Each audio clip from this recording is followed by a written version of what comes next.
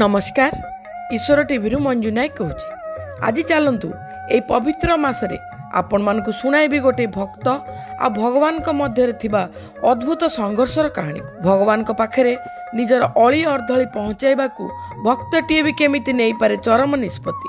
केतेबेले भक्तटीए निज मनर अभिमान निज आखिर लुह दे भी यथेष्ट हुएनि बोली अनुभव करे।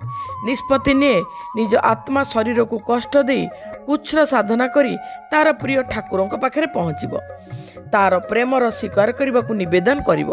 प्रकृत भक्त तार इष्ट प्रति थिबा भक्ति और प्रेमर पराकाष्ठ को प्रदर्शन करने को अनेक परीक्षा देवाक पड़ी थाए बंधु। आउ ये से भली जड़े महान शिव भक्त नाम तांकर सोमनाथ। तांक आत्मा तांक हृदय शिव प्रति सतत समर्पित। लक्ष लक्ष भक्त यह श्रावण को अपेक्षा करिथांती। आउ अपेक्षारे थिले मध्य सोमनाथ भोलानाथ को निज भितर अनुभव करिवार जिज्ञासा और आत्मशुद्धि पाई पाताल गंगारू से बाहरी। प्रथम सोमवार आरंभ करिसेंती एक कष्टसाध्य यात्रा।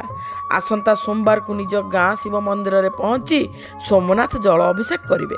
से समस्तक परिपादरे चाली चाली जाऊना बंधु। शंकर भगवान को बेकरे गुड़ाई होइथिबा नाग साप भली से 40 किलोमीटर रास्ता यात्रा करिवे।